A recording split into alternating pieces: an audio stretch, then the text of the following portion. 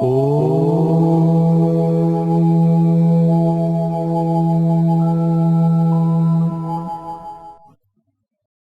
शांति। पिछले सत्र में देखा कि कैसे एक टोटल चेंज, ट्रांसफॉर्मेशनल चेंज अपने जीवन में लाने की आवश्यकता है, और तभी ये पैराडाइम शिफ्ट में हम सभी सरवाइव कर सकते हैं। किसी ने बहुत सुंदर कहा है कि the gateway from the old paradigm to the new is the individual, and changes in the individual come from inside, from inner consciousness or spirit. People involved in business transformation have to come to it out of their own personal transformation. अर्थात जब तक व्यक्ति भीतर से change नहीं लाता है, तब तक कोई भी चेंज परमानेंट नहीं हो पाता है, और उसके लिए उसको अपने आप को समझना बहुत जरूरी हो जाता है। अपने आप को तो हम जानते ही हैं कि हम कौन है, क्या है, परंतु जो हमारी वास्तविकता है, उस वास्तविकता का परिचय होना बहुत जरूरी है। इसलिए कहा जाता कि there are two aspects of our self, one which we call as the innate self, and second which we call as the acquired self. Innate self अर्थात जिसको हम आत्मा कहे, सोल कहे, एनर्जी कहे, जो एक एसेंस ऑफ वैल्यूज है, जो एक पॉइंट ऑफ लाइट, एक स्पिरिचुअल एनर्जी है, जिसके पास 3 फैकल्टीज है, माइंड, इंटेलेक्ट एंड सबकॉन्शियसनेस या संस्कार या पर्सनैलिटी जिसको कहते, और दूसरी सेल्फ हमारी है एक्वायर्ड सेल्फ। एक्वायर्ड सेल्फ अर्थात that which I have acquired from the external world, इस संसार में आने के बाद जो हमने एक्वायर किया हुआ है, जैसे कि ये बॉडी है, ego, role, image, possession, skills, relationships, position, achievements, belief system, ये सब कुछ हमने एक्वायर किया है। तो ये 2 एस्पेक्ट्स है हमारी सेल्फ की, एक इनेट सेल्फ और एक एक्वायर्ड सेल्फ, और स्वयं का ही प्रभाव सब टोटल बॉडी के ऊपर, एनवायरनमेंट के ऊपर, सोसाइटी के ऊपर पड़ता है। जिस प्रकार एक तालाब हो और तालाब के अंदर अगर एक पत्थर डाला जाए तो वो पत्थर गिरने से जैसे रिपल्स क्रिएट होती है और वो रिपल्स दूर तक इफेक्ट करती है। इसी प्रकार सेल्फ में जो कुछ भी होता है उसका रिपल्स, वाइब्रेशंस चारों ओर सबके ऊपर पड़ता है, जिसको इस ट्रांसपेरेंसी के माध्यम से हम देखते हैं कि अगर सेल्फ हेल्दी है तो कैसे वो सबको इफेक्ट करता है। When the self is healthy, peaceful, strong and happy, तो माइंड उसका कैसे होगा? Mind is clear, creative, tranquil and alert. उसका प्रभाव उसके बॉडी के ऊपर कि body disease free, strong and balanced, और उसी का प्रभाव रिलेशनशिप पर, उसके संबंधों पर आता है कि संबंध उसके हार्मोनियस, ट्रूथफुल, लवफुल हो जाते हैं, और उसका इफेक्ट सोसाइटी के ऊपर, समाज के ऊपर पड़ता है कि समाज भी ऑर्गेनाइज्ड, जस्ट एंड पीसफुल रहता, और ये टोटल एनवायरनमेंट को इन्फ्लुएंस करता है, जो एनवायरनमेंट क्लीन, हार्मोनियस, बैलेंस्ड रहता है। तो सेल्फ का इफेक्ट किस प्रकार एनवायरनमेंट तक पहुंच जाता है अगर सेल्फ हेल्दी नहीं है, मानो अनहेल्दी है। अनहेल्दी मानो पीसलेस, स्ट्रॉन्ग के बजाय वीक एंड अनहैप्पी। तो उसका माइंड कैसे होगा? तो mind will be peaceless, confused, जरा भी क्लैरिटी नहीं है उसके विचारों में, और टोटल अलर्टनेस नहीं रह सकती है। उसी का इफेक्ट उसके बॉडी के ऊपर, कि उसके बॉडी के ऊपर भी डिजीज पैदा होने लगते हैं, अर्थात अनेक डिजीज के शिकार हो जाते हैं, लवफुल नहीं रहते हैं, ट्रुथफुल नहीं रहते हैं। उसी का इफेक्ट उसका संबंधों के ऊपर, कि संबंध भी उसके हार्मोनियस नहीं रहते हैं, लड़ाई झगड़ा कलह क्लेश आरंभ हो जाता है। और उसका इफेक्ट समाज के ऊपर, कि समाज भी फिर दुख अशांति वाला बन जाता, और उसी का इफेक्ट टोटल एनवायरनमेंट के ऊपर। तो सेल्फ का इफेक्ट इस प्रकार ये रिपल्स क्रिएट होकर के सारे एनवायरनमेंट तक, आज इसीलिए जो वातावरण हम देख रहे हैं, वो वातावरण कैसे बना? व्यक्ति के मन के प्रभाव या मन के वाइब्रेशंस वातावरण तक भी पहुंच जाता है। और इसीलिए सेल्फ को समझना बहुत जरूरी है, क्योंकि वो सीड है जहां से सब शुरू होता है। तभी हम कहते हैं कि we are all human beings. There are two things, human and being. Human अर्थात जो ये मैटर से बना हुआ है, और बीइंग अर्थात जो वो शक्ति है। और उस बीइंग का कर्तव्य क्या है? बीइंग का कर्तव्य है to give life and regulate its metabolism. दो कर्तव्य है उसके। पहला कर्तव्य तो ये लाइफ को रेगुलेट करने का, और पूरा उसके मेटाबॉलिज्म जो है उसको भी सही ढंग से चलाना। और दूसरा कर्तव्य उसका इस शरीर के अंदर है to express and experience its existence through the body. उसकी जो एग्जिस्टेंस है उसको दिखाना, बॉडी के माध्यम से अपने एक्सप्रेशंस के माध्यम से व्यक्त करना। यही उसकी पहचान है कि वो है। वो जब नहीं है तो वो एक्सप्रेस नहीं कर सकता है, एक्सपीरियंस नहीं कर सकता है। तो to express and experience its existence through this body. तो ये दो कर्तव्य उस बीइंग का है, और उसकी एग्जिस्टेंस का पता चलता है।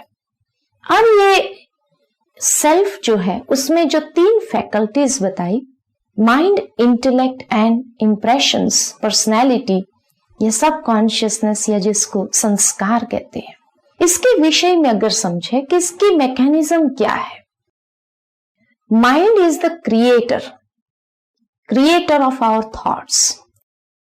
इस माइंड के अंदर थॉट एनर्जी है, थॉट पावर है, जिसको इसके माध्यम से हम देखेंगे कि mind is one that imagines, feels, thinks and forms ideas. तो जितने भी विचार क्रिएट होते हैं वो मन के अंदर होते हैं, माइंड के अंदर होते हैं। वो विचार फिर पास किए जाते हैं, क्रिएशन तो हो गई, उसके बाद उसको पास किए जाते हैं इंटेलेक्ट को, जहां पर वो विचारों को इवैल्यूएट किया जाता है, डिस्क्रिमिनेट करते हैं कि राइट एंड रॉन्ग क्या है, सही गलत क्या है, डिसाइड होता है, रीजनिंग स्टार्ट्स, और अंडरस्टैंड करता है इंटेलेक्ट, बुद्धि जिसको हम कहते हैं। और ये सब कार्य कैसे करता है? On the basis of the wisdom and will power. इस इंटेलेक्ट के पास दो शक्तियां हैं। एक तो उसके अंदर विजडम की शक्ति है कि सारा विवेक उसमें समाया हुआ है, जिसके माध्यम से सही गलत को वो जान सकते हैं, और सही गलत का निर्णय लेने के लिए एक विल पावर भी दिया हुआ है उसको। तो mind is the thought energy, intellect is where we have the wisdom and the will power, जिसके माध्यम से ये सारे कार्य वो कर सकता है। और उसके बाद ये पास हो जाते हैं थर्ड फैकल्टी के पास, जहां हमारी पर्सनैलिटी बनती है, और जो कुछ भी हम करते हैं वो कर्म उसके ऊपर अपना एक प्रभाव छोड़ देता है, जिसको कहा जाता है संस्कार। जो सारे कर्म रिकॉर्ड्स के रूप में हमारे सब कॉन्शियसनेस में स्टोर हो जाते हैं। So subconsciousness is what we call as the experiences of the self that are stored, records of all the actions. हमारे भीतर एक बहुत सुंदर ऑफिस है जहां सारे रिकॉर्ड्स मेंटेन किए हुए हैं, बचपन से लेकर के अब तक या कई जन्म के भी हो सकते हैं, जिस रिकॉर्ड्स को वो रिकॉर्ड किया हुआ है मेमोरी के अंदर। जिस प्रकार कंप्यूटर में कोई भी चीज रिकॉर्डिंग होती है तो मेमोरी में स्टोर हो जाती है, इसी प्रकार हमारी मेमोरी के अंदर टैलेंट्स के रूप में या जो भी हमारे पास है शक्तियां, वो सब रिकॉर्ड हो जाती है। Like habits, tendencies, traits, talents and memories. और कभी भी किसी को भी कोई इंफॉर्मेशन चाहिए, माना 25 साल पुरानी कोई इंफॉर्मेशन चाहिए, तुरंत वो बता देता है ऐसा नहीं, ये हुआ था, ऐसे नहीं, ऐसे हुआ था। माना उसको टाइम भी नहीं लगता है उस मेमोरी से उस इंफॉर्मेशन को निकालने के लिए। तो हमारे भीतर एक बहुत सुंदर सिस्टम है, एक मैकेनिज्म है, जिसके लिए कोई भी तकलीफ नहीं होती है। और इसी को ही अगर सही ढंग से हम देखें तो mind is the thinking faculty, intellect is the decision making ability, and subconsciousness is where the whole system is stored. तो माइंड का M, इंटेलेक्ट का I एंड सबकॉन्शियसनेस या संस्कार का S, MIS. And what is MIS? MIS is Management Information System. This is the MIS of the self. एक होती है MIS organisation की, मैनेजमेंट इंफॉर्मेशन सिस्टम, लेकिन ये MIS है ऑफ द इनेट। इसका अर्थ है if I know how to manage my thoughts on the basis of the information और the wisdom that I have, then my system अर्थात my life will be most organized. If I do not know how to manage my thoughts on the basis of the information or the wisdom that I have, then my system will be totally disorganized. और इसीलिए आज देखते हैं कि हमारी total system disorganised हो गई है।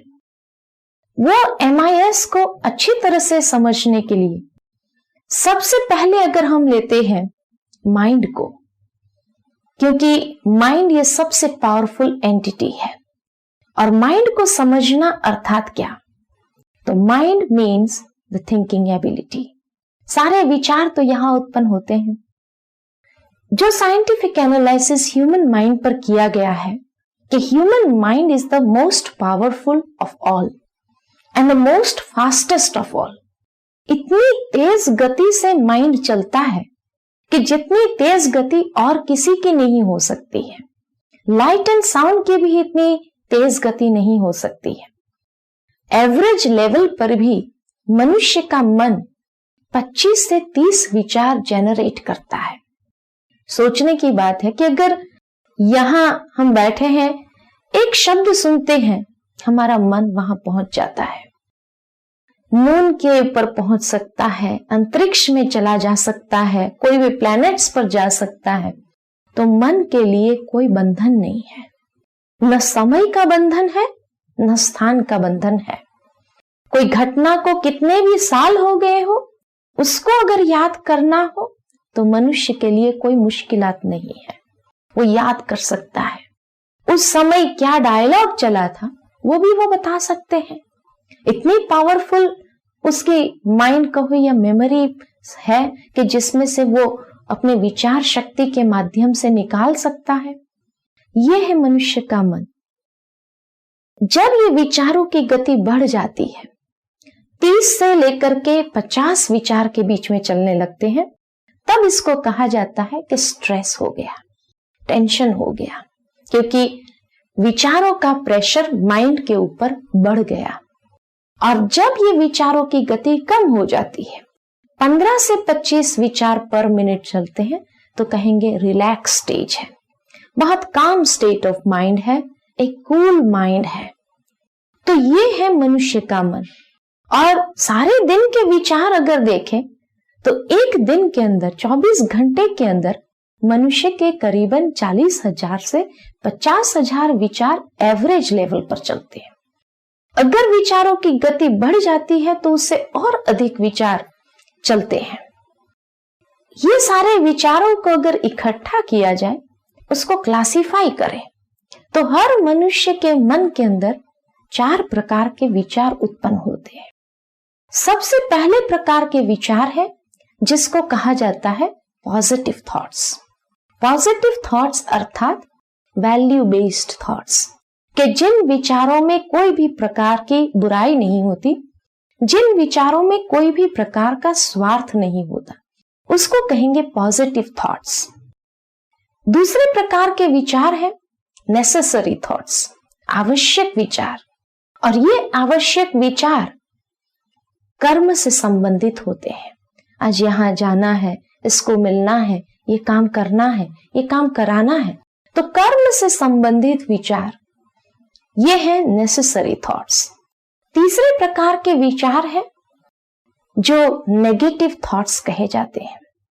Negative thoughts are based on vices, बुराइयों के वशीभूत विचार है, या इविल्स या कॉम्प्लेक्सिटीज, काम, क्रोध, लोभ, मोह, अहंकार, ईर्ष्या, द्वेष, छल, कपट, आलस, भय, ऐसे कोई भी कमजोरियों को लेकर के, कोई भी बुराइयों को लेकर के, या जहां स्वार्थ समाया हुआ होता है, या जहां हीनता की भावना है, वो सारे विचार नेगेटिव कहे जाते हैं।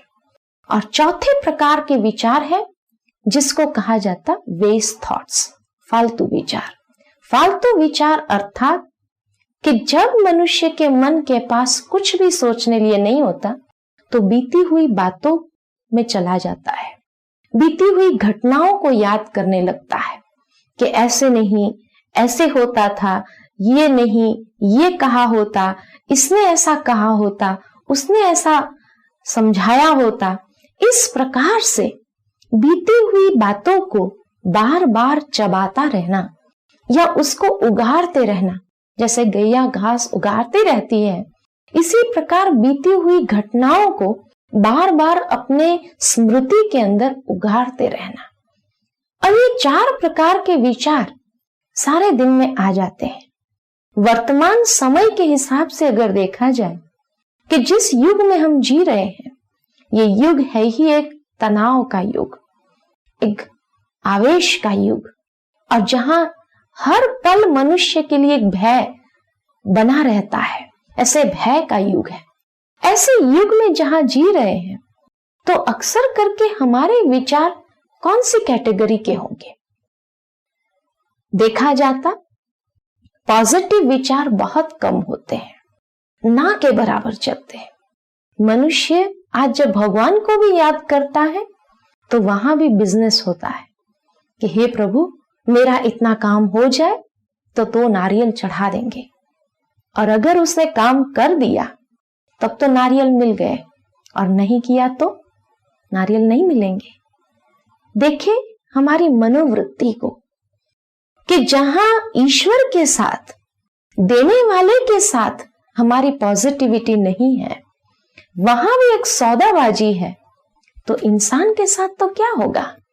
इंसान के साथ पॉजिटिविटी कहां से हो सकती है? अपने आप से देखें, क्या हम अपने प्रति पॉजिटिव एटीट्यूड मेंटेन कर सकते हैं? नहीं रह सकता है। इसीलिए कहा कि कभी कभार पॉजिटिव विचार आ जाते हैं।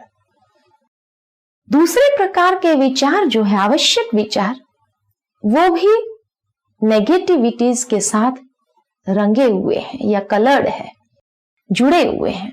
तो अधिकतर मनुष्य के विचार या नेगेटिव होते या वेस्ट होते, और हर विचार के पीछे उसकी मानसिक शक्ति कंज्यूम होती है, और जो मानसिक शक्ति कंज्यूम होती है तो दिन प्रतिदिन मन उसका कमजोर होता जाता है। तो इसलिए ज्यादातर नेगेटिव एंड वेस्ट, ये नेगेटिव और वेस्ट विचार जितने अधिक है उतनी हमारी मेंटल एनर्जी ड्रेन हो जाती है, और जब ये एनर्जी ड्रेन हो जाती है तो मन इतना कमजोर बनता जा रहा है, शरीर की के लिए भी आवश्यक है आराम और भोजन, लेकिन मन के लिए अगर उसको रिलैक्स करना नहीं आया तो कैसे वो शक्तिशाली बन सकता है। तो इसलिए मनुष्य विचार की शक्ति इतनी तेज है, लेकिन वो शक्ति का गलत उपयोग हो रहा है और इसीलिए मन नेगेटिव थिंकिंग और वेस्ट थिंकिंग में ज्यादा चलता जा रहा है। छोटी सी बात को अगर हम देख लें कि the power and effect of our thoughts, कि किस प्रकार उसकी शक्ति है और किस प्रकार उसका प्रभाव हमारी लाइफ, हमारे संबंध और हम टोटल जीवन के ऊपर आता है, इसको इस ट्रांसपेरेंसी के माध्यम से हम देखते हैं। The power and effect of thoughts, कहा गया है you are responsible for your own thoughts, feelings and behaviour. हम खुद अपने विचार, अपने भावनाएं एवं अपने व्यवहार के लिए जिम्मेदार है। दूसरा, थॉट्स हैव ग्रेट पावर, उसमें अनंत शक्ति है। You create your feelings and experiences by the thoughts you choose to think. हम अपनी भावनाएं भी उसी के आधार पर क्रिएट करते हैं, विचार जैसे चलते हैं वैसे। तीसरा, you have the ability to guide your thoughts in a positive way. उस विचारों को चलाने की हमारे भीतर शक्ति है कि जिस दिशा में हम उसको चलाना चाहते वैसे चला सकते हैं। Frequent repetition of the same types of thoughts creates your beliefs and attitudes. वही हमारी मान्यताओं को और मनोवृत्ति को भी क्रिएट कर लेता है। यहां बहुत सुंदर बात कही है कि thoughts are like seeds you plant in your mind. The more you hold on to a particular thought, the more power you can invest in it। कोई भी विचार बीज के समान है और वो बीज एक बार मन के अंदर डाला गया और उसको बार बार सोचते रहने से हम अपनी मानसिक शक्ति को ज्यादा उसमें इन्वेस्ट करते हैं। Positive thoughts generate energy and strength. सकारात्मक विचार शक्ति को जनरेट करता है and negative thoughts rob us of the power and strength and make us feel tired and drained।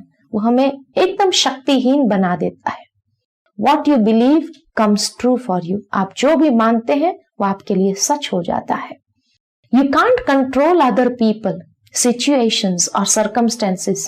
You can control what is going within yourself। भीतर जो चल रहा है उसको हम कंट्रोल कर सकते हैं, दूसरे किसी को कंट्रोल करना हमारे बस की बात नहीं है। इसलिए कहा your true nature is positive. आपका वास्तविक नेचर पॉजिटिव, सकारात्मक है। Negative is just a result of faulty thinking. फालतू विचार कर करके हमने अपने मन को कमजोर करके वो नेगेटिव बनता गया है। You can change if you choose to. और अगर आप चाहो तो आप बदल सकते हो। Develop the habit of watching yourself. उसके लिए क्या करना पड़ेगा कि हमें अपने आप को देखने की एक आदत डालनी होगी। Listen to what you are telling to yourself. हम अपने आप से क्या बातें कर रहे हैं वो भी हमें सुनने की एक आदत बनानी होगी। It takes time to change. हाँ, परिवर्तन करना कोई ओवरनाइट प्रोसेस नहीं है। क्या चाहा और कल से हम अपने विचारों को सकारात्मक पॉजिटिव बना दे, नहीं, परंतु बी पेशेंट विथ योरसेल्फ। ना जल्दी परिवर्तन नहीं कर सकते हैं वो ओल्ड पैटर्न्स ऑफ थिंकिंग को, लेकिन जितनी धैर्यता को रखते हैं उतना अपने आप को परिवर्तन करना सहज हो जाता है। तो ये है मनुष्य के मन की शक्ति या विचारों की शक्ति, जिससे उसके जीवन को किस प्रकार प्रभावित कर देता है। ये बात आज हमने देखी। तो ये MIS ऑफ द इनेट माइंड को अभी हमने समझा। आगे हम इंटेलेक्ट यानी वो इंफॉर्मेशन और सिस्टम को अच्छी तरह समझेंगे। So managing your thoughts means managing your life. ओम शांति।